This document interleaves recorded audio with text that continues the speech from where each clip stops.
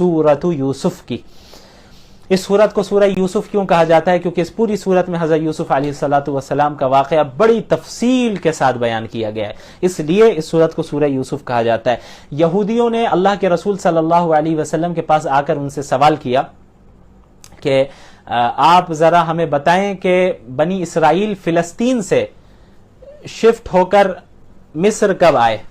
ये एक तारीखी बात उन्होंने आप सल्लल्लाहु अलैहि वसल्लम से पूछी, और पूछने का मकसद सिर्फ ये था कि यह साबित किया जाए कि अलियाज़ु बिल्लाह अल्लाह के रसूल सल्लल्लाहु अलैहि वसल्लम सच्चे नबी नहीं है। तो ऐसा क्वेश्चन पूछा उन्होंने कि वो समझ गए कि अल्लाह के नबी के पास ये जवाब नहीं होगा, लिहाजा ये हम साबित कर सकेंगे कि अल्लाह के नबी सच्चे नबी नहीं है, अलियाज़ु बिल्लाह। लेकिन अल्लाह ताला ने इनके इस सवाल के बदले में इस पूरी सूरत का नुज़ूल फरमा दिया और बिल्कुल डिटेल के साथ सारी चीजें बता दी, और ये खुद इस बात की दलील है कि आप सल्लल्लाहु अलैहि वसल्लम सच्चे नबी हैं और ये कलाम अल्लाह का कलाम है, उनका अपना कलाम नहीं है। बहरहाल इस सूरत को सूरह यूसुफ को अल्लाह ताला ने अहसनुल क़िसस कहा, नहनु नक़ुस्सु अलैका अहसनल क़िसस, कि हम आपको सबसे बेहतरीन किस्सा अब सुना रहे हैं। क्यों इस सूरत को अहसनुल क़िसस, सबसे बेहतरीन किस्सा क्यों कहा गया? क्योंकि इसमें बहुत सी इबरतें भी हैं, नसीहतें भी हैं, सीरत व सवानह भी है, उसके अलावा ज़ुहद व तक़वा का भी जिक्र है, हुकूमत के रुमूज़ भी हैं, और माशी खुशहाली की जो तदबीरें हो सकती हैं, जो स्ट्रेटजीज हो सकती हैं, उसका भी जिक्र है।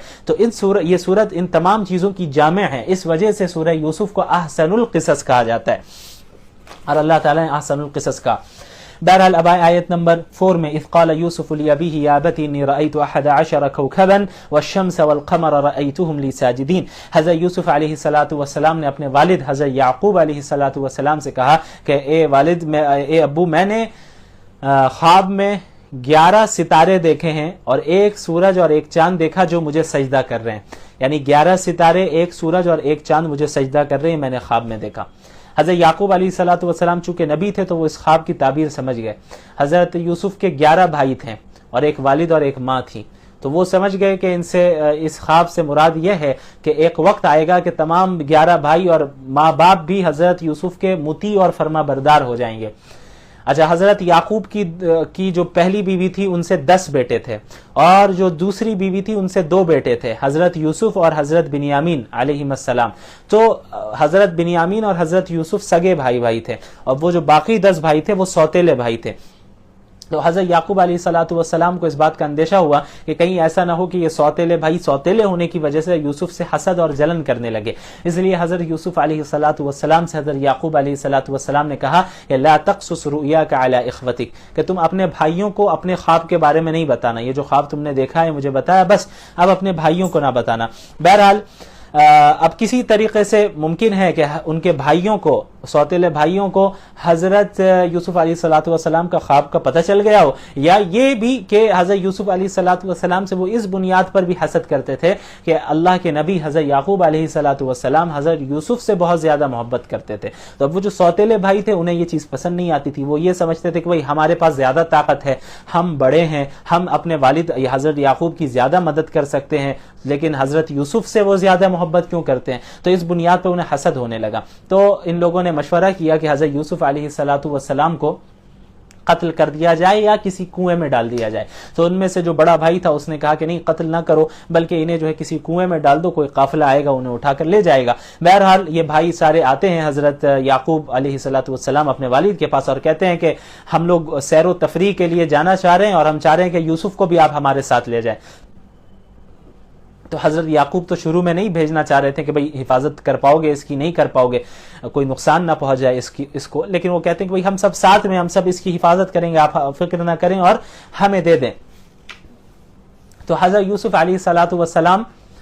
अपने सौतेले भाइयों के साथ चले जाते हैं। तो ये सौतेले भाई सारे क्या करते हैं कि हज़रत यूसुफ अलैहिस्सलातु वस्सलाम को एक कुएं में डाल देते हैं,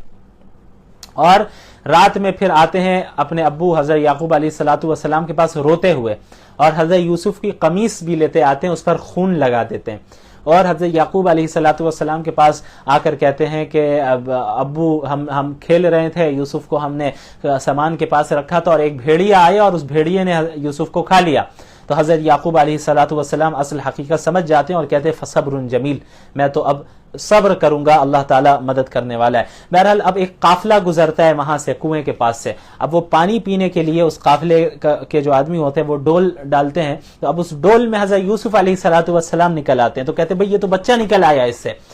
تو بھائی قریبی تھے، تو وہ آنے کے بعد کہتے ہیں کہ بھئی یہ ہمارا بھاگا ہوا غلام ہے، وہ بھائی کہنے لگتے ہیں ان کے کہ ہمارا بھاگا ہوا غلام ہے، لہٰذا ہم اسے بیچ دیتے ہیں، آپ کو خریدنا ہے خرید لیں۔ 40 یا 20 درہم میں تقریباً حضرت یوسف کو وہ بیچ دیتے اس قافلے کے حوالے۔ پھر وہ قافلے والے مصر آ جاتے ہیں، وہاں سے شام سے مصر آ جاتے ہیں، اور مصر آنے کے بعد یہاں عزیز مصر اس بچے کو خرید لیتا ہے، جو مصر کا بادشاہ ہوتا ہے وہ حضرت یوسف علیہ الصلوۃ والسلام کو خرید لیتا ہے، اور مصر کا بادشاہ اپنی بیوی کو کہتا ہے کہ آپ جو ہے اس کا اچھی طرح خیال رکھیے، اور یہ بہت اچھا ہے، یہ ہمارے بڑے ہو کے ہمیں فائدہ بھی پہنچائے گا، ہم اسے بیٹے کی طرح پالیں گے۔ بہرحال اب حضرت یوسف علیہ الصلوۃ والسلام بڑے ہوتے ہیں، اور عزیز مصر کے ہی گھر میں، مصر کے بادشاہ کے گھر میں ان کی پرورش ہوتی ہے، وہیں پلے بڑے ہوتے ہیں، اور اللہ تعالیٰ نے انہیں بڑی خوبصورتی دی ہوتی ہے، بہت زیادہ خوبصورت ہوتے ہیں۔ تو جب یہ جوان ہو جاتے ہیں تو جو عزیز مصر ہے، مصر کا بادشاہ، اس کی جو بیوی ہوتی ہے، جس کا بہت سے علماء نے نام زلیخا بتایا ہے، بعض نے دوسرا نام بھی بتایا ہے، وہ ان پر فریفتہ ہو جاتی ہے، اور جب جذبات پر قابو نہیں رکھ پاتی ہے تو حضرت یوسف علیہ السلام کی قربت حاصل کرنے کے لیے وہ انہیں کمرے میں بند کر دیتی ہے اور چاروں طرف سے دروازے بند کر دیتی ہے، اور حضرت یوسف علیہ الصلوۃ والسلام سے ناجائز تعلقات قائم کرنا چاہتی ہیں، لیکن اللہ تعالیٰ حضرت یوسف علیہ الصلوۃ والسلام کی حفاظت فرماتا ہے، اور حضرت یوسف علیہ الصلوۃ والسلام بھاگتے ہیں دروازے کی طرف، تو یہ عورت پیچھے سے حضرت یوسف علیہ الصلوۃ والسلام کی قمیص کو پکڑتی ہے انہیں روکنے کے لیے، تو پیچھے سے قمیص کا حصہ پھٹ جاتا ہے، تو جیسے دروازے کو کھولتے ہیں حضرت یوسف علیہ الصلوۃ والسلام تو سامنے بادشاہ کھڑا ہوتا ہے، تو اب یہ عورت فوراً حضرت یوسف پر الزام لگا دیتی ہے اور کہتی ہے فما جزاء من اراد باهلك سوءا الا يسجن وعذاب الیم، کہ بھئی یہ جو ہے یہ میرے ساتھ زیادتی کر رہا تھا، تو اب اس کی سزا تو یہی ہونی چاہیے کہ اسے جیل میں ڈال دیا جائے، یا پھر جو ہے اسے سخت عذاب دیا جائے، کہ مصر کے بادشاہ کی بیوی کے ساتھ یہ ایسا معاملہ کرنا چاہا۔ تو حضرت یوسف علیہ الصلوۃ والسلام نے کہا کہ میری کوئی غلطی نہیں ہے، یہ مجھے ابھار رہی تھی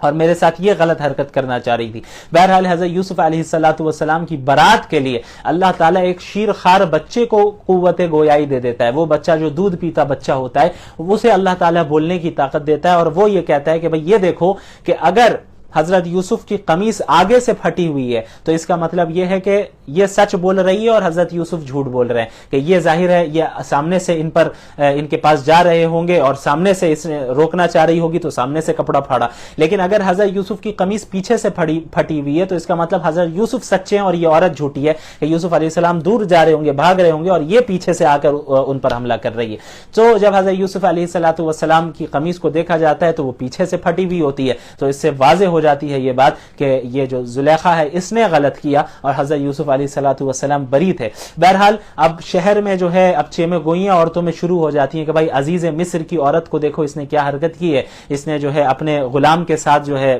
غلط حرکت کرنے کی کوشش کی۔ تو اب زلیخا کے پاس جب یہ خبر پہنچتی ہے تو وہ شہر کی عورتوں کی دعوت کرتی ہے اور سب کو بلاتی ہے، اور سب کے سامنے مہمان نوازی ان کی کرتی ہے، ان کے سامنے دسترخوان بچھاتی ہے اور سب کے سامنے پھل بھی رکھ دیتی ہے اور چھری بھی سب کے سامنے رکھ دیتی ہے۔ اس کے بعد حضرت یوسف علیہ الصلوۃ والسلام کو وہ حکم دیتی ہے کہ اب آپ باہر آئیے۔ حضرت یوسف علیہ الصلوۃ والسلام جب باہر آتے ہیں تو ان کی خوبصورتی کو دیکھ کر ساری عورتیں کہہ پڑتی ہے کہ حاشا للہ ما ھذا بشرا، کہ یہ انسان نہیں ہو سکتا، ایسا خوبصورت شخص یہ انسان نہیں ہو سکتا، یہ فرشتہ ہی ہے، ان ھذا الا ملک کریم۔ اور حضرت یوسف کی خوبصورتی میں وہ ساری عورتیں اتنی کھو جاتی ہیں کہ پھل کاٹنے کے بجائے اپنی انگلیاں ہی کاٹ بیٹھتی ہیں۔ تو پھر وہ جو زلیخا ہوتی ہے وہ تمام عورتوں سے کہتی ہے کہ اب تمہیں سمجھ میں آیا کہ میں نے ایسا کیوں کیا تھا اور تم کس وجہ سے مجھ پر تان و تشنی کر رہی تھی، اب پتہ چلا تمہیں۔ بہرحال حضرت یوسف علیہ الصلوۃ والسلام نے دعا کی، رب السجن احب الی مما یدعوننی الیہ والا تصرف عنی کیدہن اصب الیہن واکن من الجاہلین، یا اللہ یہ عورتیں مجھے جس کام کی طرف دعوت دے رہی ہیں اس کے مقابلے میں تو مجھے جیل ہی پسند ہے، کہ میں غلط کام میں مبتلا ہو جاؤں, مجھے بچا لیجئے, اس کے بجائے آپ مجھے جیل میں ڈال دیں, وہی میرے لیے بہتر ہے کہ کم از کم میں غلط کام میں مبتلا تو نہیں ہوں گا. بہرحال اللہ تعالیٰ ان کی اس دعا کو قبول فرماتے اور حضرت یوسف علیہ الصلوۃ والسلام کو جیل بھیج دیا جاتا ہے.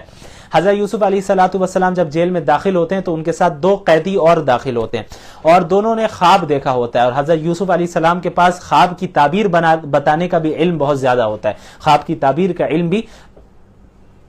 اللہ تعالیٰ نے انہیں دیا ہوتا ہے. تو وہ دونوں شخص حضرت یوسف سے پوچھتے ہیں, ایک شخص نے دیکھا ہوتا ہے خواب میں کہ وہ انگور سے شراب نچوڑ کر بادشاہ کو پلا رہا ہے, اور ایک نے یہ دیکھا ہوتا ہے کہ اس کے سر کے اوپر روٹی کی ٹوکری ہے اور پرندے آ رہے ہیں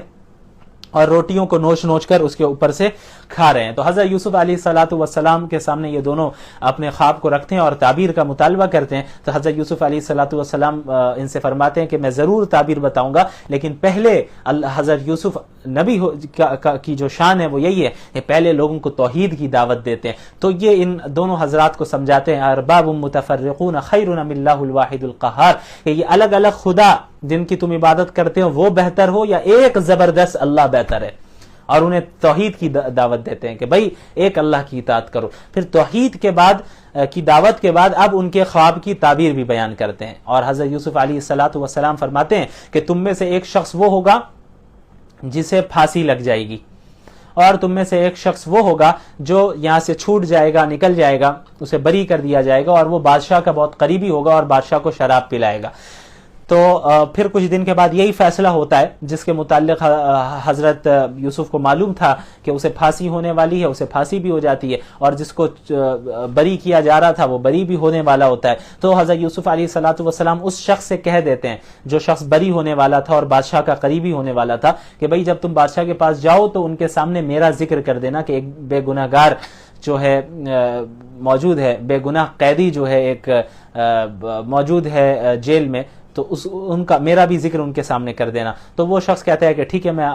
بادشاہ کو یاد دلاؤں گا. لیکن جب وہ بادشاہ کے پاس جاتا ہے فَأَنْسَاهُ الشَّيْطَانُ ذِكْرَ رَبِّهِ فَلَبِثَ فِي السِّجْنِ بِضْعَ سِنِينَ, تو شیطان بھلا دیتا ہے اسے اس بات کا ذکر کرنے سے, تو وہ بھول جاتا ہے وہ شخص حضرت یوسف کے متعلق بادشاہ کو بتانا. تو اب کئی سال تک حضرت یوسف جیل میں ہی رہتے علیہ السلام. اس کے بعد ایک دن کیا ہوتا ہے کہ جو بادشاہ ہوتا ہے اسے خواب دکھتا ہے. اب اس خواب میں وہ کیا دیکھتا ہے وہ بادشاہ, وہ یہ دیکھتا ہے کہ 7 موٹی تازی گائے ہیں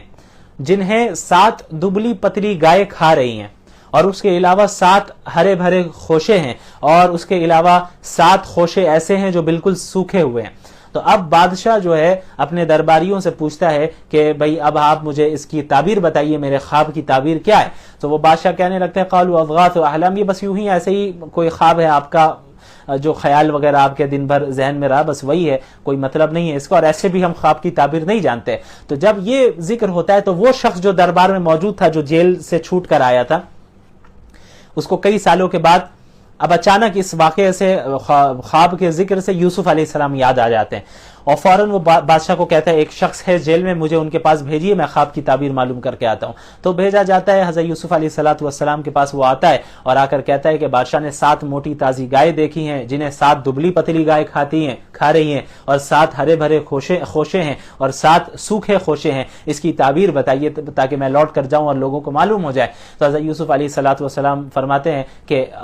اب جو 7 سال آنے والے ہیں اس میں اچھی طرح کھیتی کر لو اور اناج کو اسٹاک کر لو, کیونکہ ان 7 سالوں کے بعد جو اگلے 7 سال آنے والے ہیں یہ قحط والے سال ہونے والے ہیں. اس میں جو ہے اناج کی کمی ہوگی اور غذا کی کمی ہوگی, اس لیے ان 7 سالوں میں جب قحط پڑنے والا ہے ان 7 سالوں میں تم اس اناج کو استعمال کرنا جو تم نے پہلے ہی اسٹاک میں کر لیا ہے, اسٹاک میں رکھ لیا ہے. اور اس کے بعد پھر یہ جو 14 سال گزر جائیں گے, پھر اس کے بعد جو سال آئے گا اس میں بارش ہوگی, اور اس کے بعد پھر فصلیں وغیرہ پھر سے جو ہے ہونے لگیں گی, ہریالی واپس آئے گی. بہرحال یہ شخص بادشاہ کے پاس واپس آتا ہے اور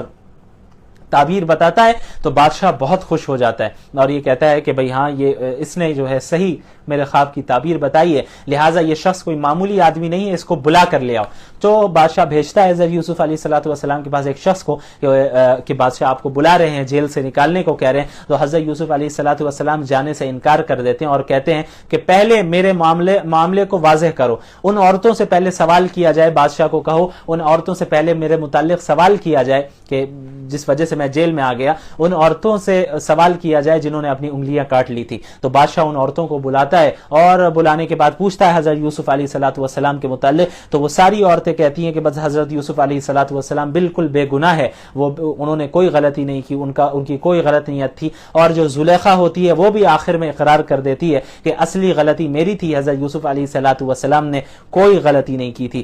بہرحال جب حضرت یوسف علیہ الصلوۃ والسلام آ جاتے ہیں تو انتہائی تواضع اور عاجزی کا مظاہرہ کرتے ہیں اور یہ کہتے ہیں کہ میں اپنے آپ کو بھی بری نہیں کر رہا، بلکہ جو نفس ہے وہ تو انسان کو بری چیزوں کو کرنے کا حکم ہی دیتا ہے سوائے جسے اللہ بچا لے. بہرحال اس کے بعد چونکہ حضرت یوسف علیہ الصلوۃ والسلام نے بادشاہ کے خواب کی تعبیر بتائی ہوتی ہے کہ 7 سال تک کھیتی کرو اور پھر اناج کو اسٹاک کر لو، اس کے بعد 7 سال قحط والے آنے والے، تو اس میں جو تم نے اسٹاک کیا ہے اس کو استعمال کرنا. تو بادشاہ اب کہتا ہے کہ بھئی اب ان چیزوں کا انتظام کون کرے گا؟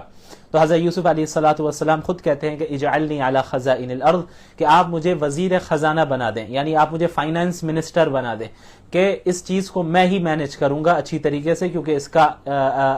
سے، کیونکہ میرے پاس اس کا علم موجود ہے.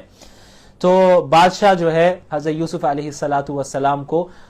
فائنانس منسٹر یا وزیر خزانہ بنا دیتا ہے تاکہ حضرت یوسف علیہ الصلوۃ والسلام ہی اب ان تمام تدبیروں کو اختیار کریں اور تمام مینجمنٹ کو سنبھالے کہ کس طرح یہ جو 7 اور 14 سال آنے والے ہیں اس میں کس طرح معاملہ کیا جائے. یہاں پر ذہن میں یہ اعتراض نہ ہو کہ بھئی حضرت یوسف علیہ الصلوۃ والسلام نے خود عہدے کا مطالبہ کیوں کیا،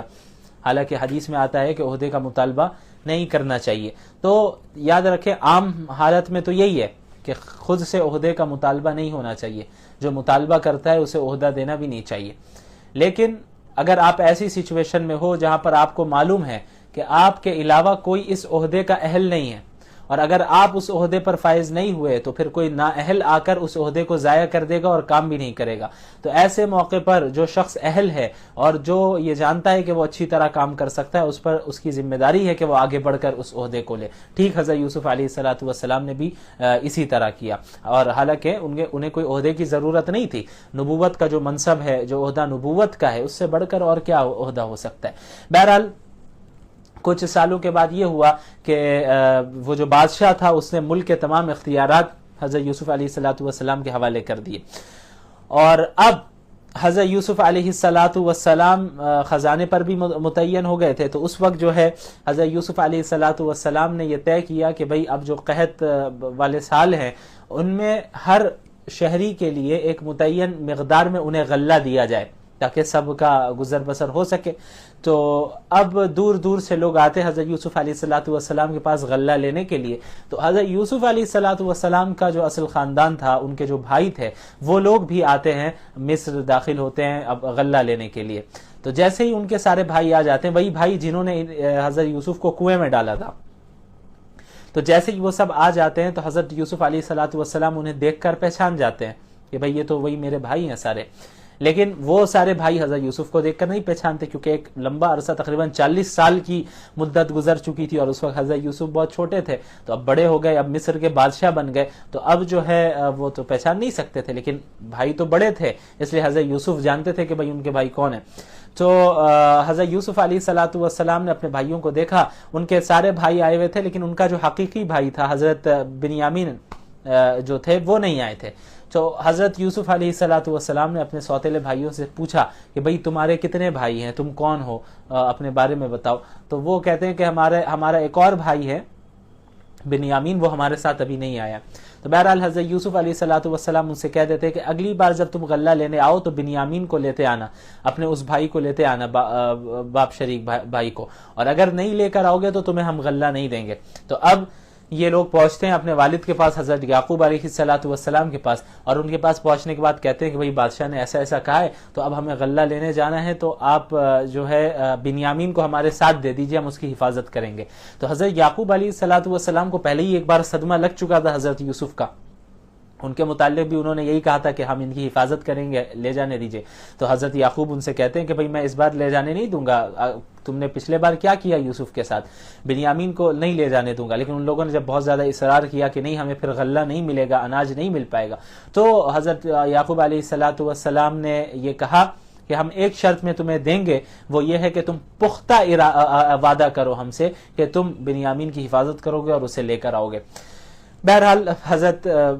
یعقوب علیہ السلام بنیامین کو حوالے کر دیتے اپنے بھائیوں کے اور وہ اپنے بیٹوں کے، اور تمام وہ بنیامین کے جو بھائی ہیں اور حضرت بنیامین یہ سب روانہ ہوتے دوبارہ مصر کی طرف جاتے ہیں غلہ لینے کے لیے. اب جب یہ لوگ داخل ہوتے ہیں تو یوسف علیہ السلام حضرت بنیامین کو قریب کر لیتے ہیں اور انہیں بتا دیتے ہیں کہ وہ یوسف ہے، اور یہ بتا دیتے ہیں کہ بھئی یہ جو کچھ کرتے آئے ہیں اس سے آپ غم زدہ نہ ہو، رنجیدہ نہ ہو. تو حضرت بنیامین چونکہ حضرت یوسف کے حقیقی بھائی تھے، باقی جو 10 بھائی تھے وہ سوتیلے بھائی تھے، تو حضرت بنیامین کو بتا دیتے ہیں کہ میں تمہارا بھائی ہوں، یوسف ہوں. اور حضرت یوسف علیہ السلام چاہتے ہیں کہ بنیامین کو اپنے پاس روک لیں. تو اس کے لیے وہ ایک تدبیر اختیار کرتے، وہ یہ تدبیر اختیار کرتے کہ تمام